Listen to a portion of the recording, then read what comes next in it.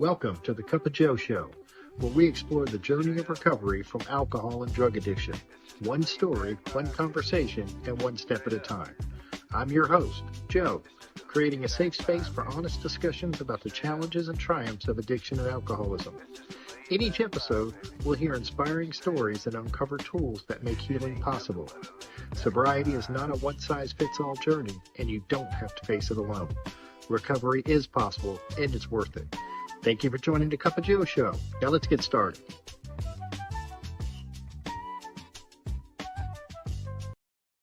Hey everybody, welcome back to the Cup of Joe Show. I'm your host, of course, Joe. And before we get started, I just want you to know if you are out there struggling right now, you are not alone. So please don't suffer in silence. Today's guest is Evan F., sober since January 19th, 2019. But his story starts long before that, with his first drink at just 4 years old. From the hardcore LA punk scene in the 80s to a life that once felt all over the place, traveling in the country, chasing art, and trying to hold it all together, Evan reached a moment at 8:09 a.m. on January 18th where everything had to change, and this time it stuck. Today, Evan lives a life rooted in service, working together with others, and teaching the traditions, as well as staying connected to a higher power. Proof that no matter how early it starts or how far it goes, recovery is possible. I'm really looking forward to learning more about Evan's story. So grab a cup of coffee, settle in, and let's get into it. Hey, Evan, how you doing today? Hey, how you doing, Joe? Not bad at all. Good, man. Well, thank you so much for your willingness to be on the show. I really appreciate it. So what was it like growing up, Evan? Well, that's one thing with me that I've heard a lot in the rooms where people have these horrific stories, and if you had my life, you drink too, but that was absolutely not my story. I had more of a Leave It to Beaver family. My mom and dad provided everything I needed, love, and as a young child, we grew up in Oregon. My dad was a cross-country motorcycle racer, and we were camping all the time out in the woods. And then junior high, we moved to Long Beach, California, and I grew up at the beach, 35 years at the beach, surfing and my toes in the sand, and had absolutely everything I needed. But I find that I created that not enoughness. I created that issue. So I'm a firm believer that it doesn't matter if you come from a good background or bad background. If you're an alcoholic or an addict, it's going to come out one way or another, whether you like it or not. Yeah, and it's important, that people realize that, really our alcoholism, addiction, that kind of stuff has absolutely nothing, about it has nothing to do with really our upbringing. I mean, it's certainly that can impact it. But I love that you mentioned Leave It to Beaver, so I have to mention that. I big Leave It to Beaver fan, and I'm sure there's some people out there listening that have no idea who Leave It to Beaver is, but I will give you your useless trivia of the day. The first bathroom ever shown on television was Leave It to Beaver. So wow. There you go. But I digress, Evan. I'm sorry. So what was there any alcohol or drugs in your family growing up? What was kind of the relationship with that? Well, as I say, I had a really good upbringing, and I was fairly sheltered from any of that. So years later, after my alcoholism surfaced and I identified it, or actually was honest about it, I asked them, I said, was there any alcoholism in our family? And they said, oh yeah. And they just started naming off a list of relatives. And I had absolutely no idea, because we basically just did not associate with those people. And my mom, she doesn't drink. I mean, she'll drink half a glass of wine and just get all loopy. My dad will have maybe 2 beers or 2 scotches, and that's about it. That's like you mentioned earlier, I remember later in life wondering,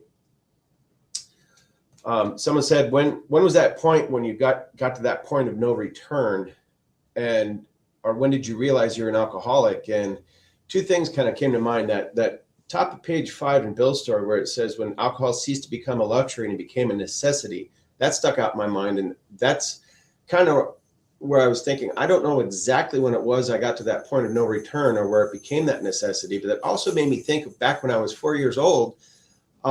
There was 4 generations of my family sitting in the living room, my great-grandfather, grandfather, father, and myself. And I remember them drinking this stuff that comes out of a green bottle with a yellow label, and being Scottish, it was Cuddy Sark. And I remember sitting there looking at it and smelling it. And I just remember them all laughing and stuff. And they thought, well, here, you want a sip? And here at 4 years old, I take a sip, and that stuff was nasty, absolutely nasty. Now, a normal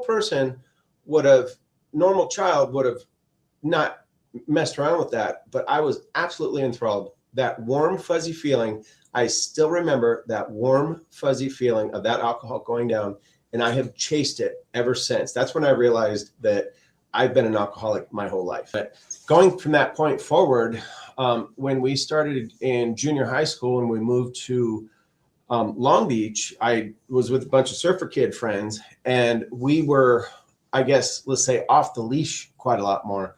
And we're able to go on down to the beach, and here I'm going to go spend the night at Monty's, but no, then we tell his parents we're going to go spend the night at Chris's, and tell their parents we're going to go spend the night at Steve's. And so then nobody actually knows where we're at. We're out getting drunk. And the absolute first time we had access to alcohol uninhibited, we got absolutely totaled, hungover, blacked out for a while. And that was basically the start of a whole romance with that wonderful feeling. Now, how old were you, Evan, when that happened? That was junior high. So we're 12, 13 at that time, 12, 13. I find that such a common age when a lot of people have that springboard of freedom, to have enough freedom then to go out and get drunk. And remember, my grandfather in his jewelry shop would have parties and stuff, and we'd go sucking on the champagne and stealing bottles of wine and stuff. But that first time we were able to get access to as much as we wanted to drink, we sat there and drank a little of every single bottle in my friend's dad's liquor cabinet. We did not know the effects of mixing at that time. And I'm not a real fan of gin. And I remember back then, and this is in 7th grade, mind you, we're taking a sip of everything, and we get to the gin, and they're like, oh, that stuff's nasty. Here, give it to Evan. He'll drink it. And I'm like, well, why would you think I would drink it? How do they know already? But yeah, I drank it. So kind of a funny story came out of that one. So my mom came to pick me up that night, and it was like 5 o'clock, and I was still really hungover, still drunk. And she's like, oh, you don't look too good. And I've never been real good with hot dogs, and they kind of just all the chemicals and everything. We never grew up on processed food like that. And says I didn't look too good. And I said, oh, I just ate a couple of hot dogs, made me sick. So of course I get home, and my dad realizes I'm drunk. I'm passed out in bed. I keep getting up to throw up. And so he keeps thinking it's cute to come take a bottle of whiskey and stick it under my nose to get me sick again. And I kept running to the bathroom puking. So to this day, my dad's like, well, careful, don't eat that hot dog. You're going to get drunk. So kind of a little joke there, that last joke on me. I like your dad. Your dad. Yeah. Well, you said your friends were like, oh, Evan will drink it. I mean, looking back, like over that, time period and maybe moving forward, were there things that you probably at risk for addiction, or, to you? Yeah, I think just maybe because of my personality, they knew I was just pretty much excessive with everything. So, if it's not alcohol, it's something else. So they just knew that I was extreme and excessive and 110% on everything. And so they, I think, just saw that in me. Matter of fact, my 9th grade yearbook, this girl kind of ticked me off, Mina. I didn't really know her, and we had a whole surfer group of friends and had a real tight-knit group of friends. And here I'm going from 9th grade into 10th grade. And so I had just kind of met her, and she was signing my yearbook. And she's like, oh, Evan, hey, great to meet you and great to know you. Too bad we couldn't get to know each other better, because she was in 7th and I was in 9th. But she's like, she's like, have a great summer. At the very end of it, she says, P.S., watch out for the alcohol. And she put that on the front page of my yearbook, and that really ticked me off. So I buried that yearbook, and just a few years ago, I dug that up, and I'm like, wow, that was kind of one of those ominous warnings, like in Bill's story, that they saw that in me, my friends, even people who didn't know me, who saw me party. That kind of takes us to the party days through junior high, how it progressed. We would basically, when we could get alcohol, we'd get it, or when we could steal it or have someone buy it for us, we'd steal it. I remember going on the way to work or school, going to the Alpha Beta across the street, and I'd stick a half pint of Bacardi 151 down my pants at 7 years old, seventh, eighth grade. And no one would ever imagine that of little kids. And so it was easy. So we would get alcohol, and in junior high, we partied, and we'd get invited to parties, but we partied too hard. We partied harder than the regular kids, and it scared them. We actually scared a lot of the regular kids because we got so drunk. So we stopped getting invited to the party. So basically we made our own parties. And this is kind of when it, going from junior high to high school, this was the hardcore punk scene. So in the early 80s, we would go to punk gigs. We'd go to first through fourth period and then have a beer bong lunch, and half the time never even make it back to school. But thankfully I was in advanced classes for 6th and 7th grade. So I had college credits in 6th and 7th period. So I had the regular classes first through fourth, had lunch, and then 6th and 7th I had advanced classes. So I could I did really good in school. Despite being drunk and stoned half the time. But we'd go to our own keg parties. We'd have underground punk bands. We'd break into warehouses and abandoned locations and steal power and have big hardcore punk gigs in the underground way back in the early 80s. And I found my people. That's where I found my people, because the dumber and stupider you were, more crazier you were, the cooler you were. So that was accepted. Even though I was a smart kid and looked pretty preppy, on the inside, people would see you at the party and like, oh my Lord, I had no idea. You said something earlier that, you kind of created the not enough. What did you mean by that, Evan? So that makes me think of one of my favorite pages in the big book is page 151 through 153, or halfway down through 153. It kind of tells our story. And there's one sentence in there that says, the most satisfactory days of your existence lie ahead. So that's not the best day. So now I've come to know that, and it kind of makes me reflect back on, even before I was alcoholic, I was still unhappy. So how many times have I been in a meeting where I've heard people say, oh, they just felt awkward. They didn't feel like they fit. They just felt like an outcast. Even though they're surrounded by a bunch of people that love them, like I was, I still did not fit. I felt awkward and out of place, like an alien or like a transplant. I just did not fit. And when I first got that alcohol in me, how that just broke those barriers down, that liquid courage, that liquid confidence. And all of a sudden I just came out of my shell, and I fit and I belong, and look at how strong and handsome and funny I am without alcohol. So I always had that alcoholic mindset of just being the loneliness, having that loneliness, even when there was absolutely 100% no reason for it. And so that one sentence on page 152, where it says the most satisfactory years of your existence lie ahead, that meant even before I was alcoholic. So now working this program and having that serenity and knowledge of why I think I am the way I am, and why I do the things I do, having that knowledge of being an alcoholic is so wonderful that I can understand how I process things and not take things so ridiculously personal. Yeah, man, thank you for that. That's, I think people need to hear that. People need to hear that's a very common feeling, I think, for people like us, Mhm. and you described it beautifully. So thank you.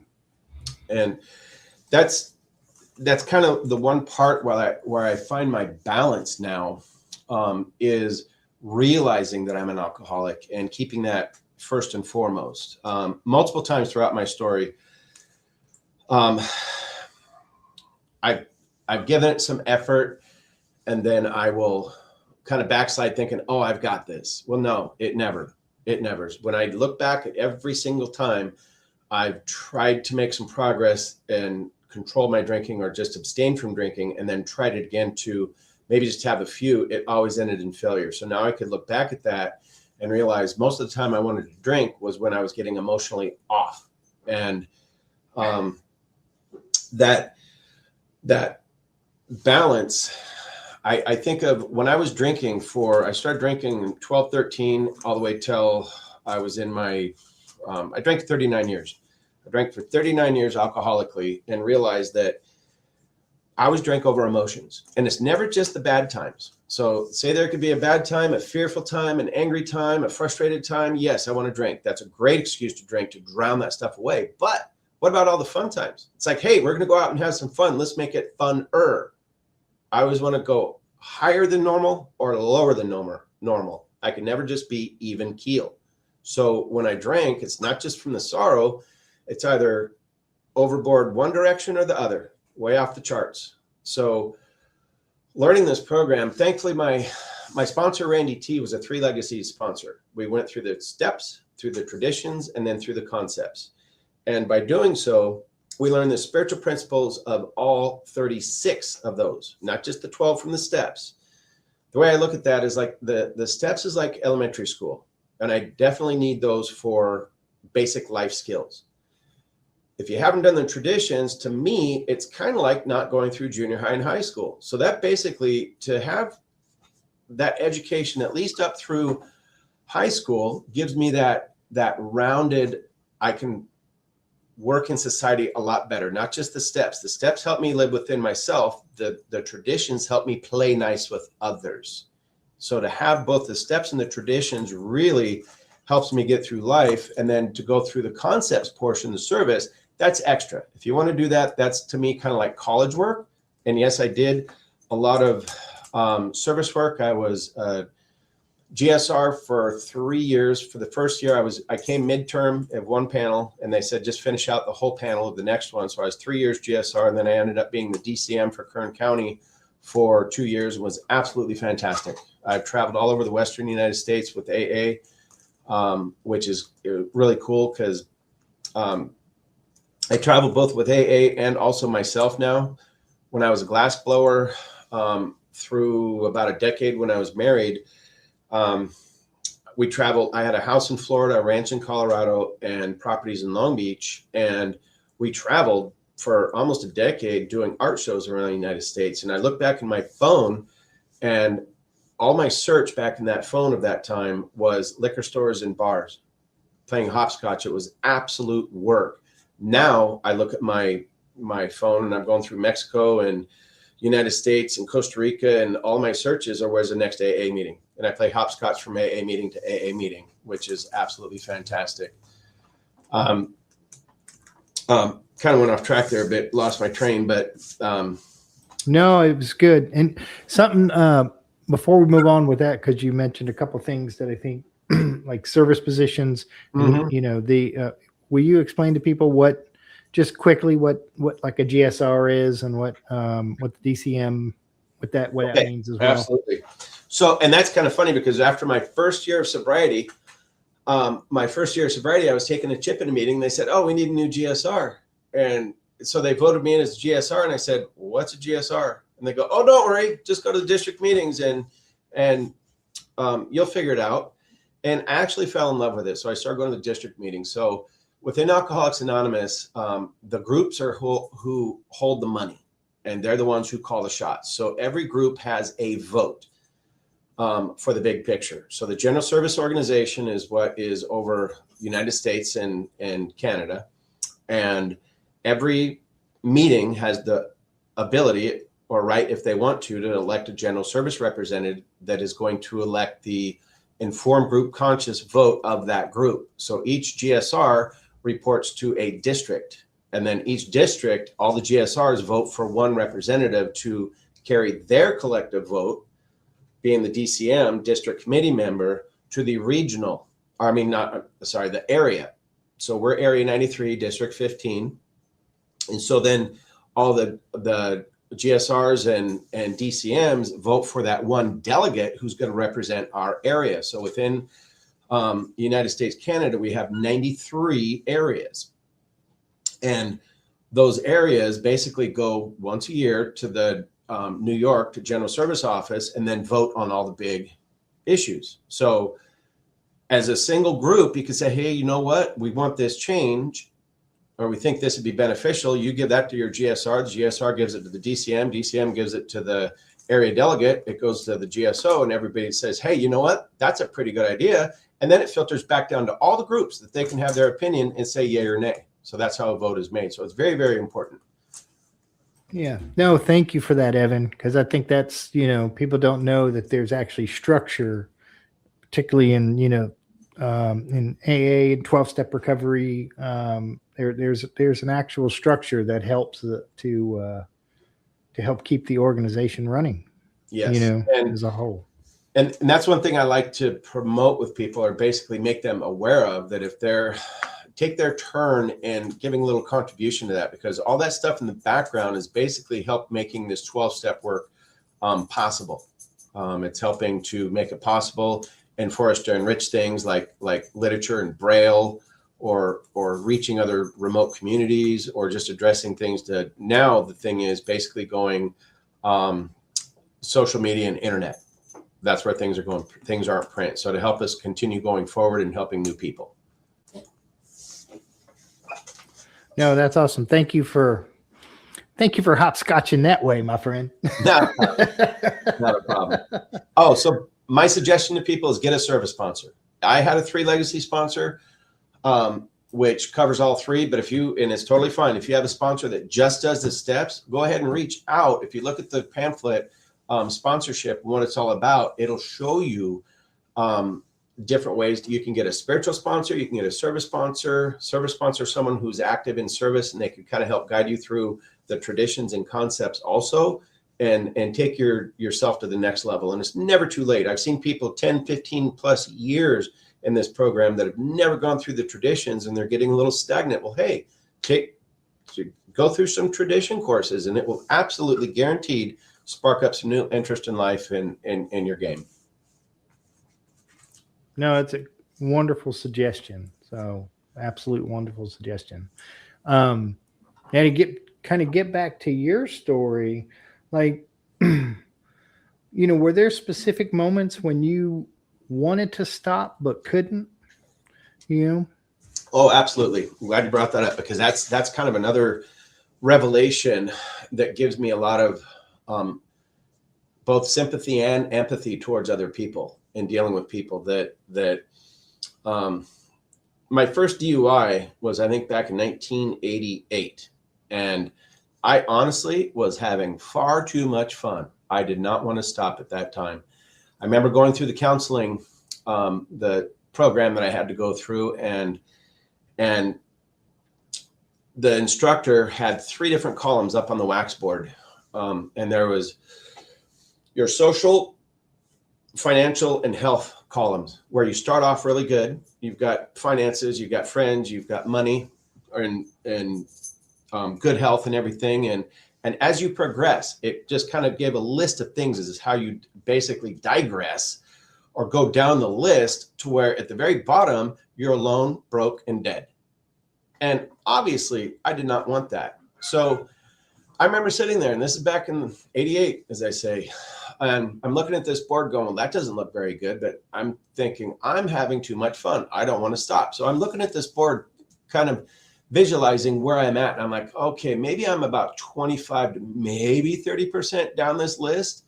So how far down can I go before I'm going to go ahead and say, okay, you know what? Here's an acceptable point. I'll go ahead and stop here. So I kind of picked a point. I thought, I'll stop right there. Well, that didn't work out so well. that did not work out so well. So being a hardcore punk, we partied hard. And I did seriously thought I was not going to make it much past 30. I did not think I was going to make it past 30. And so my late 20s, kind of mid to late 20s, I started dating this girl, and she actually calmed me down, and we ended up getting married. And I swear, if it was not for her at the pace I was going, I'd be in jail. I've been in LA County multiple times. I'd be in prison or dead. And so she kind of held me back, kind of calmed me down for a little bit, gave me a reason to calm down and be a family man. So we were doing great. We got married in 1996, and we were together for 2 years prior to that. And all in all, we were married for 15 years. So we were together for 17 years. During the last part of my drinking was just getting really bad. And so she gave me this ultimatum. She says, you need to stop drinking or I'm going to leave you. So I tried to stop. So I gave it, that's the first time I really tried to stop. So I gave it about 50% AA and about 50% me. That lasted about a month until I got back in the big house and I started drinking mildly again, and then off to the races I was. Then the second time my ex-wife, and hence the term ex-wife, gave me that ultimatum, I gave it about 75% AA and still held on to 25% me. That lasted for a few months. But as I said, ex-wife, the damage was done. So I'm like, screw it. What's it worth staying sober anymore for? So I just went ahead and started drinking again. And that was till about 2016. I had moved out to where I'm living now to help a friend. And it was just absolute. He's like, well, here, move out to Bakersfield. I'm like, Bakersfield? That place sucks. Why in the world would I move to Bakersfield? And he's like, well, I want to buy a house. I grew up out here and I want to retire, and all my friends and family are out here. And I'm like, he's like, well, just come out here and live for free. Live for free. Just help me do some projects around the house. And that was very enticing. I thought, okay, well, I think I could put up with Bakersfield for a little while, come out there just to save some money, living for free. Oh my Lord. He was an LA deputy. I've known him for like 30 years. He was part of our party group, but I didn't know he had so many issues himself. He only came out to play when he was in a good mood, but he had anger issues, hoarding issues, trust issues, just absolutely miserable. I lasted about 2.5 months in his place, and I had no money left because I just spent all the money that I had moving out here. So I ended up in this little shithole trailer. I don't know if I could say that, but in this little trailer that was absolutely condemnable in a place called Oildale. Oildale is the white Compton. It is absolutely worse. I know nicer places in Compton than in Oildale. And it was absolutely horrible. The guy that lived in this little trailer before me, mobile home, had died there before me. And his juices were all over the hallway. They had tweakers come in there and supposedly clean it. It was not clean. I put a throw rug over where the guy died. And it was absolutely condemnable in the worst way. And I lived in that place for 5 years. And I thought this is where I'm going to die. This is where I'm going to die. There was the mobile home trailer park was full of meth addicts and heroin addicts. It was all meth and heroin. And I thought I was better than because I was just the alcoholic. I partied with my drugs and stuff in the past, but alcohol was my drug of choice. So I thought, this is where I'm going to die. And that's when 2016, living in this trailer park, I thought I was really going to do it this time. I went into work. I told my district manager, who was really cool, helped me out. I took off leave of absence from work for almost 6 weeks. I went through the Kaiser program, and at this time I gave it 95% AA, and I still held on to that 5% me. And this I all see in retrospect, because at that time I really, really thought I was going to quit. I thought I had it. I was going to quit. This is it. I'm really going to do it this time. And so I was even voted the most likely to succeed within my recovery group there, Kaiser, but that lasted about 5 to 6 months. And I did not get a good sponsor. I was not going to good meetings. And that was 2016. And I basically started drinking again. When I drink, I ghost. I'm not one of these, oh, I drank last weekend and come back. No. I'll see you in a couple of years if I'm still alive. So finally, January 18th, 8:09 a.m., my friend finally asked me, when are you going to stop? Because I've been trying to stop.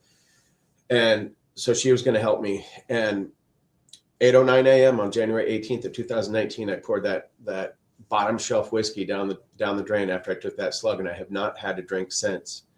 So I'm very thankful for that. And that's when I look back now that I gave it 100%. When I look back at the 3 previous times, I was still holding on to part of me.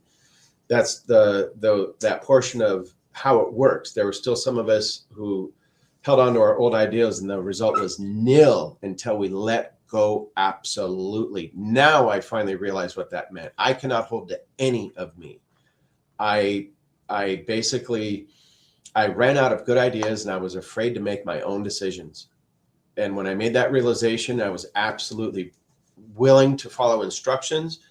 I got in this program. I thankfully hooked up with Randy, my great sponsor. I had a couple others before that. One appointed me his sponsor. And after a few weeks, people are like, well, is he your sponsor? Is you his sponsor? That didn't work. And then someone else was kind of given to me. I said, I need to find a new sponsor. Oh, I got a guy for you. And they hooked me up with this other guy. And no, I did not want what he had. So when I looked at Randy, I saw his service. I saw his personality. I saw his genuine care for people and for the program and for service, and happy-go-lucky person, but serious. He'll put a serious face on him. And so I'm very grateful for his instruction. And I'll Randy did the podcast and his story. I'll link his story too to yours. So yeah, it'll be so people can find Randy's a really good guy, and moved from Bakersfield to Tennessee now, and I've gotten to know him over the last couple of years. We were talking about him. Wonderful guy. So me and Evan have that connection, which is cool. Cool. The Randy connection. Connection. So I just asked him about his yellow Speedos. Oh, I know. He's a nut. He loved to have fun though. But that he got me out of my shell and taught me that this program teaches us a way to have fun and stuff, that I don't have to get so upset about things. I can take things with a grain of salt, but we're not doormats. We're not made to sit here and just be walked all over. So there's a point. But at least now, when he moved, he actually made me get another sponsor. And he's like, I don't do the long distance sponsor thing. So Robert M is my sponsor now, and he's a great guy. And he basically he taught me some valuable things, and he actually helped me get connected with the spiritual portion of my program. And when we first started working together, he said, there's a couple books. It's by Dr. Paul O. And Randy met Dr. Paul O, and it was a big part of his story, a real big part of his story. And so he has a lot of regards for him. And it's funny that my new sponsor was part of the Pacific Group in California for like 19 years, quite a long time. So Clancy and a lot of those people were part of the people that he learned from. And there was 2 books that Dr. Paulo had written. One was You Can't Make Me Angry, and another one was You Can't Make Me Drink. Well, after talking, he says, I think let's go ahead and have you read the You Can't Make Me Angry. And so I started reading that, and he's talking about Father Barney. And Father Barney was very prominent in AA back in the 50s or 60s, I believe. And he had an analogy or comparison of AA to baseball. And this really stuck with me, that first base is physically sober, second base is mentally sober. Anybody can get there, but that's your dry drunk. That's just being dry drunk. The real ticket is going to third base to get emotionally sober, and home plate, that home run, is finding that spiritual sobriety. So he helped me realize the different steps of when I'm starting to get emotionally unstable or insecure and kind of edgy, that I have to address my emotional sobriety, because remember, when I was a kid, feeling that disconnect with people for absolute no reason, us alcoholics are really sensitive. We're very smart, but we're also very, very sensitive. So realizing I need to handle these emotions in a balance and to actually take these emotions at face value. I don't want to sedate them, and I don't want to enhance them. I want to deal with emotions at face value without any altered mind, and be able to sit back and think and observe those emotions without actually having to just react off the cuff to those emotions. I can process them. So I find when I'm getting emotionally unbalanced is now when I'm drifting from that spiritual sobriety. And to find that higher power, I have found a religious side, and I strictly keep that separate, just like we've learned from the Washingtonians from the past and the Oxford groups in the past, that mixing all that stuff does not work. So do not mix politics, do not mix religion. This is a spiritual program, not a religious program. So I keep those separate. And I find that when I have that spiritual connection through my outlet, that once I stick close to that, it helps me balance those emotions, which then helps me find peace and serenity. And that's the goal, is to be able to sleep at night. I had probably about 15 years of what I call self-inflicted insomnia, because I had so much of angry about the past and fearful about the future that I couldn't sleep more than 2 to 3 hours. Now I can fall asleep within 1 minute. If I'm in bed for more than 2 minutes without sleeping, it's like, oh, shoot. So seriously, within 60 seconds to 2 minutes tops, I could be asleep, and I wake up without my jaw hurting from grinding my teeth. I wake up with a smile and refreshed. What a joy. Absolute joy. And that's amazing. That's amazing. And that's, I need some of that myself. I'm just going to say, Evan, 60 seconds. My wife would be very happy if I was asleep in 60 seconds. Early on, what was the hardest part about getting sober early on for you?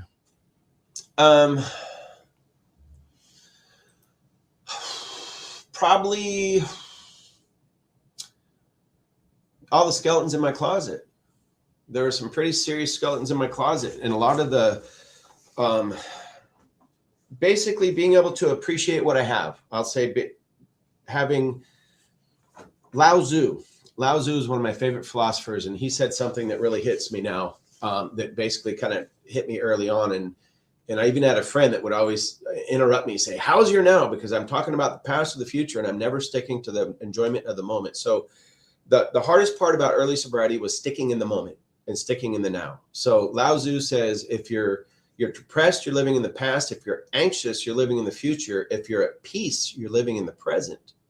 So to simply stay present without trying to future trip or being angry or depressed or sad from the things I had, that was the hardest thing. So Randy had this picture on his wall when he moved, and he still got it, because out of all the things, I'm like, are you going to take that with you? And he's like, yeah, I'm going to take that with you. He had it in his living room, and it says, gratitude is realizing what you have is enough. Not what I had or what I want, just realizing what I had right now. And I do a lot of photography. And matter of fact, day before yesterday, I went up and I did a 7.5 mile hike with 8% grade over 1,500 foot elevation gain. And I had an absolute blast. I went on that trail all day long, and I took pictures of flowers and bugs and waterfalls. And randomly, I will take pictures. I do a lot of macro photography, and I'll take a picture and I'll just send people flowers. I'll send them a picture of a flower or a bug just randomly throughout the day. And sometimes 30, 40 people I'll send a flower to. And to me, that's what I call a mini meditation moment or a gratitude moment, where I send you a flower and just sit there and ponder it, how complex, how beautiful, how geometrically intricate that flower is. And if my creator can make so much effort into making such a small little insignificant thing so beautiful, how much effort and time did he put into me and you? So and then I'll sit there and I'll take my instructions of people is take a moment, look at the beauty in this flower. Look at the beauty that you have in your life, kind of like a miniature gratitude moment. What do you have to be thankful for right now? And then say a prayer of thanks. Just say thank you. Thank you for what I have right now. And it just kind of helps me balance and have a little bit of peace and serenity. Even if I'm having a bad day, it's a good way to restart my day. No, that's a really, really cool way to think about it too. Staying in a moment. My sponsor, he introduced me to Eckhart Tolle's The Power of Now, which is a fantastic book. And same type of concept, staying in the now, because you're right. It's, anything thinking about the future is one of the best ways I've heard it put is that, my higher power does not travel with me in the past and does not go with me in the future. Only stays with me right here, right now, which is pretty cool, which kind of helps me stay in the moment. Something I was thinking of, we talked about earlier, and I was wondering if you would feel comfortable talking about your dog and what your dog meant to you. Piglet. I got to meet Piglet. You guys won't get to see her, but she's beautiful. Anyway, if you mind kind of talking about that. One comment real quick on that past topic that I thought of. One of my friends, Richard, he's a really, really old guy, but as far as staying in the now, he says, try taking a breath of tomorrow's air. I love that. So that's one of those, steal it, use it, try taking a breath of tomorrow's air. You can't do it. So stay in the now. So back to Piglet. Piglet is, I've had her, she's going on 9 years now. August, she'll be 9 years. And I had her, I got her when she was 4 months old. And she is the absolute funnest little creature. She's Chihuahua Jack Russell. She's only the second small dog I've ever owned in my life. I've had dogs most of my life, and they've always been 70 pounds minimum. Black Labs, I had a couple Rhodesian Ridgebacks. I've always had really good sized, beautiful dogs. And when I came out here to Bakersfield, I had my previous dog. His name was Chow Mein. And we were went to the Asian festival with our friends and in LA, and we got this little silky terrier just out of the blue. Wasn't expecting it. And they're like, what'd you name him? And they said, well, a little kid down the street named him Bobby. And I'm like, okay, well, wait a second here. So I live on Broadway, which is I'll leave that part out. It's just, it's not a street I'd want a dog named Bobby. Just put it that way. Plus I wore a kilt. I wear a kilt with my business, and I wear a kilt on a street that has a bunch of gay bars, we'll say. And it was hilarious. I'm like, no, I'm not walking down the street with a dog named Bobby. So we named him Chow Mein so he wouldn't. I figured if we didn't rescue him, he might become Chow Mein, or maybe I'll take him home and my big Rhodesians are going to eat him and he'll become Chow Mein. But he lived till about 13. And then there were a few months that I didn't have a dog and I was pretty depressed. And there was a couple little girls in the trailer park that I took care of, that their mom was a heroin addict and was out of the picture. The girls got taken away when they were born. And then the dad proceeded to quit his job because he got money to take care of the girls. And he was a bad drug addict himself. He's since passed. But the girls would come over looking for ketchup. I learned that they were eating ketchup packets for dinner. And so I'd have them over and they would they'd help me cook. And so I'd feed them, and we'd go to the liquor store next door. And the guy there, the security guy, Victor, had a puppy. And he's like, hey, do you guys want a puppy? Because he knew that my previous dog had just passed away a few months ago. And the girls are like, can we have him? Can we have him? Like, okay, sure. I didn't even know what this dog was, but he had a previous older dog. And with this new puppy, it was too much for him. He's like, I bit off more than I could chew. So we ended up taking Piglet sight unseen, and we hadn't had a name for her yet, but she, was small and white and with a pink belly, and she would eat and her belly be all fat, and she want to flop on her back for you to pet her fat little pink belly after she ate. So I'm like, you look like a little piglet. So it wasn't really about Winnie the Pooh Piglet, but it kind of fits. But she looks like a little piglet, and she is just the sweetest little dog. So, and it's kind of funny, because I remember coming home from work. When I come home from work, I would come up in my driveway with a pint of whiskey, and I'd pull up in my driveway and I'd look left and right and make sure no one was looking. I'd take a big old swig of whiskey, and then I'd go in my trailer and I'm like, why am I hiding out here drinking when I live alone? It was absolutely made no sense, but that was just my habit. And I'd drink the whiskey, and I'd come in, and she would stand at the door waiting to see what kind of mood I was in. And so sometimes if I was in a bad mood, she'd hide behind the couch or under the bed. And if I was a good mood, she'd jump up in my arms. And that went on for about a year till I got sober. I mean, I've never raised a finger to any of my animals, but she just knew from my demeanor what kind of mood I was in. And so she would hide or come up and greet me and love all on me. And once I got sober, I couldn't set the stuff down in my arms quick enough before she would leap into my arms.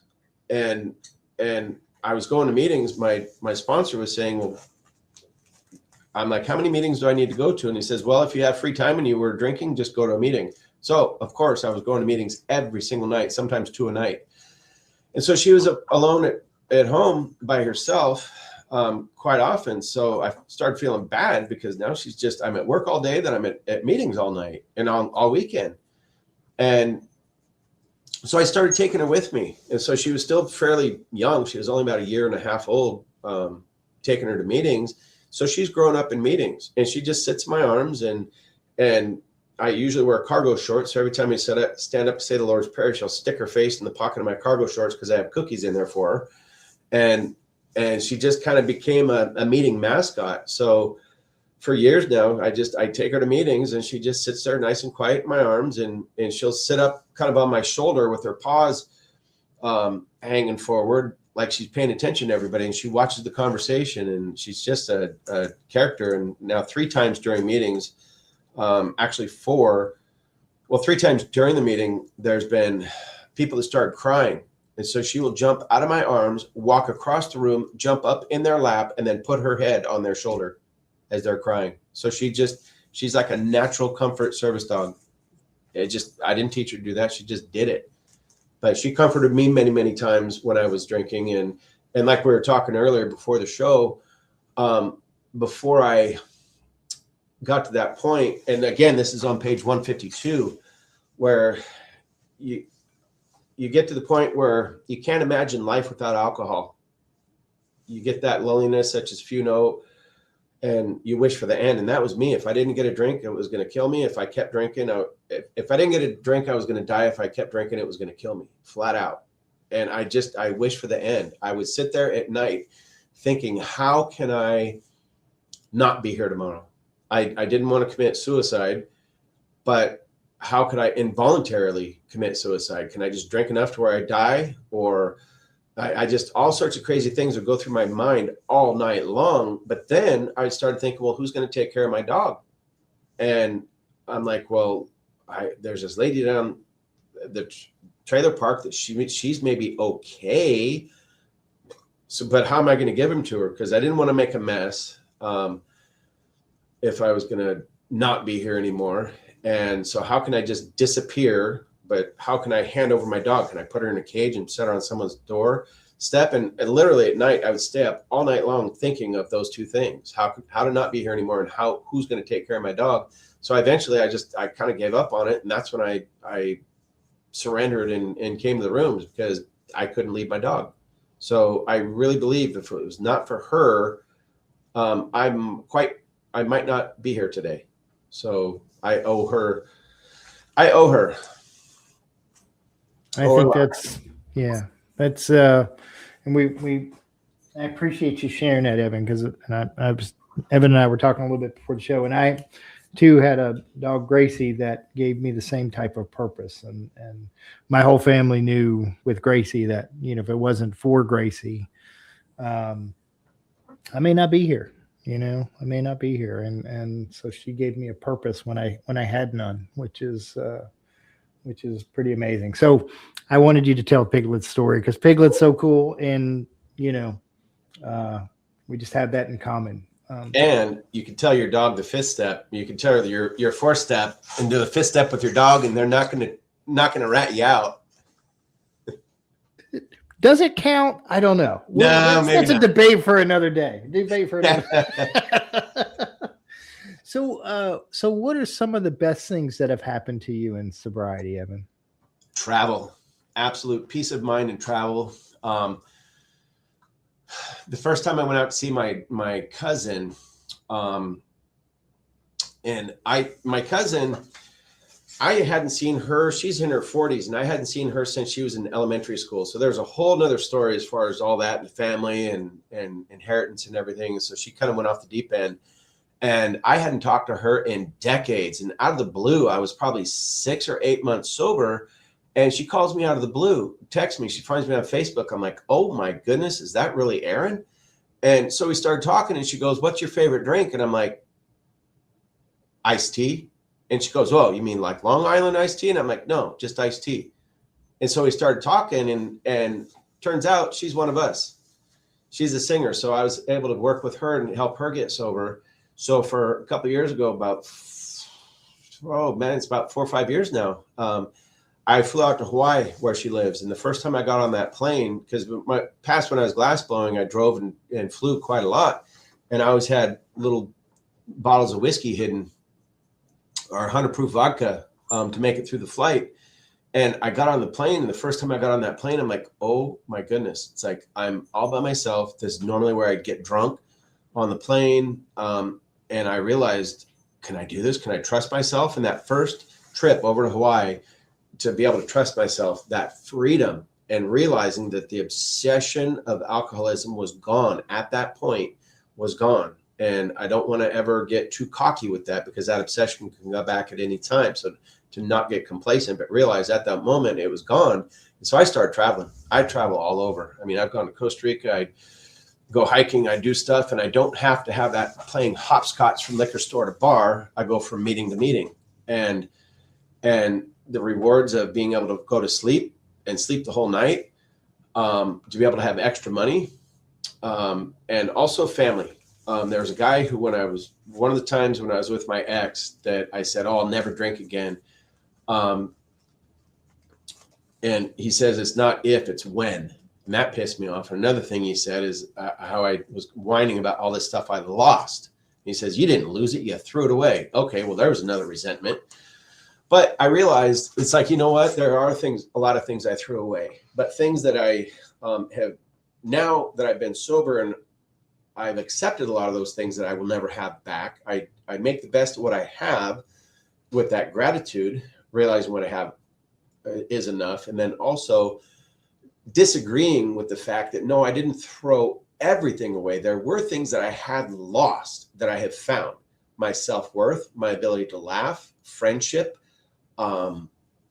enjoying mornings without hangovers, and also family. I hadn't spoken to my parents in 13 years. 13 years. I was alienated from my parents. In November of 24, they called me. My dad called me, and I was on the way down to Long Beach to meet some friends for the week. And all of a sudden I get this phone call from my dad. I'm like, oh my God. My parents just turned 80. My dad's about to turn 81 Wednesday, April 1st. He'll be 81. And when he called me, and I hadn't talked to him in 13 years, I thought, oh my God, what happened to Mom? Is there something happened? And he saw that I finally was sober for X amount of time. And he's like, you actually followed through with it. And so now I have a healthy relationship with my parents that I thought I would never have. So the joys and blessings of this program are real, and you cannot demand or have expectations for them. That's one thing. I think if I had to pick a favorite spiritual principle, it would be spiritual principle from step 2, being hope. If you look up the definition of hope in the Oxford Languages Dictionary, the first definition reads something like a feeling of expectation or desire for a certain thing to happen. Well, that's me wanting things to go the way I want, having expectations of how people and things in life should be. And when that doesn't happen, that's a very bad thing for an alcoholic, is to have those expectations. But if you look in that same dictionary, the archaic definition of hope simply reads a feeling of trust. That's what I have to have, is that feeling of trust, and just accept things for how they are and have that trust. And that trust and hope sets me up for the spiritual principle of 3, which is that faith and courage in my higher power, to turn it over to my higher power. And that to me is key. Oh, I love it. I love the archaic version definition of hope. I think, yeah, that's pretty cool. What's one of your favorite or most useful recovery tools that you use most often, maybe? Basically staying in the present. Basically, that is my absolute utmost. Staying in the present is and prayer. So those two, staying in the present and trusting in that higher power. And it's going to be basically step 11, where it says sought through prayer and meditation and better understanding. So there's not a finish line to seek and find. It's sought in, like, to continue to seek, to continue to look for. It's a continual thing, a better understanding. So when I get a better understanding of my higher power, I'm getting a better understanding of myself, but basically to rely on that higher power and to stay present. Because usually when I'm getting angry, it's on things I want to achieve, or looking back at things I had. So basically staying present and keeping that open communication with my higher power. So my prayer is just me bleeding my heart, and my meditation is just shutting up and listening. That's pretty awesome, man. Thank you so much, Evan. Is there anything that you wanted to talk about that we haven't? No, I'll probably think of it in probably 15, 20 minutes when we're done. I'm 59 now. So my coworker and he's about the same age, and we keep walking across the room thinking, what would I walk over here for? I don't remember. So, there's that old age. So no, you're not alone. Yeah. At the moment, I think I've covered it pretty good. Yeah, you sure have, man. Thank you so much for your willingness to share your experience, strength, and hope. I think people will get a lot out of what you had to share, and I appreciate that. I hope so. But I can't let you go without doing our rapid fire questions. All righty. No pressure, Evan. Piglet may have to help you with this. I'm just saying. Right. We're just. So what is your favorite recovery slogan? My favorite recovery slogan has to be the most satisfactory years of your existence lie ahead. What is your least favorite recovery slogan? Meeting makers make it. That's bull crap. Meeting makers make it only so far. Step takers make it. So yeah, meeting makers, you make it so far. That's all. Got to do those steps. You don't do the steps, you're not going to make it. What do you think is your sobriety superpower? Service. Being of service. If you could say one thing to your former self, what would it be? Dumbass. What song do you play to lift your spirits when you need a boost? Beatles, Here Comes the Sun.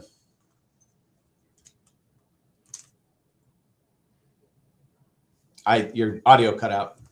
If you could grant yourself one wish to help with your recovery, what would it be? My metabolism.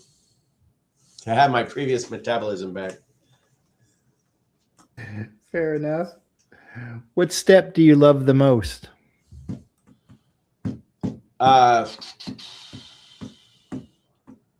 Step 7. It's going to be step 7. And the reason for step 7 is a 7-step prayer.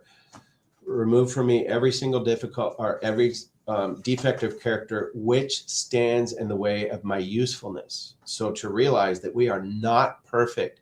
It doesn't say remove from me every single defective character in period. It's just the ones that stand in the way of my usefulness.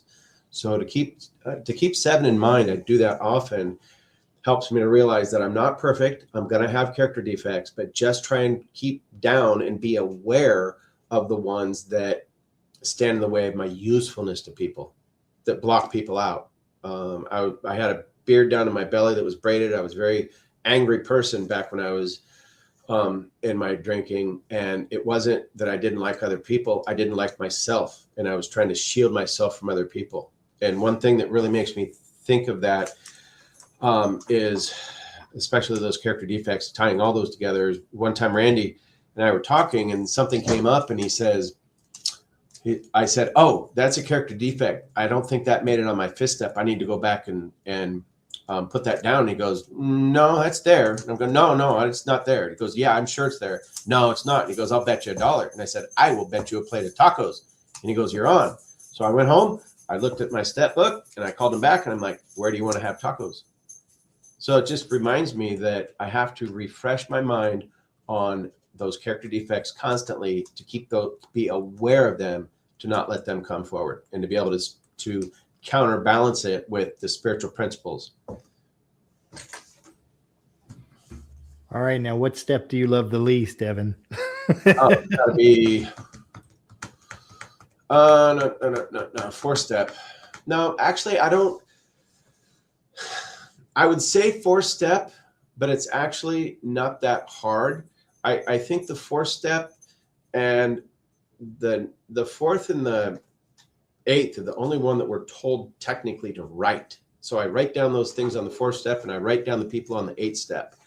So fourth step, if you take the emotion out of it and you're just doing the inventory without the emotion, that's actually easy. So honestly, I guess now I'm thinking about it, it'd have to be the eighth step. I don't like having to make amends to people that I don't think deserve it. But for my own peace of mind and sanity, I have to do it. Fair enough. And what is one of your favorite movies? Favorite movies? Machine Gun Preacher. I don't know why. With Machine Gun Preacher, I love it's a true story. I think Gerard Butler? I'm bad with names, but just such a interesting story of how he came from drugs and alcohol and then started helping the kids in Africa and just what he's doing. I believe it's still going. It's a true thing. So Machine Gun Preacher, definitely. And finally, if heaven exists, what would you like to hear God say when you arrive at the pearly gates? Would you like a plate of tacos? I love it. I love it, man. Thank you so much, Evan. It's really been an honor to share time with you. Great to be here. Glad to be here. And for the rest of you out there, if this episode meant something to you, share it with one person who needs hope today. And if you're listening on Apple Podcasts, please take some time to leave a 5-star review. It helps this message reach someone who's still struggling. A new episode of The Cup of Joe Show drops every Thursday at noon. You can listen anytime at thecupofjoeshow.net or on any of your favorite podcast apps, Podbean, Apple, Spotify, YouTube, and more. Just search for The Cup of Joe Show. Don't forget the "the." And if you're looking for daily encouragement in your recovery journey, subscribe to our friends at thedailyponderables.com.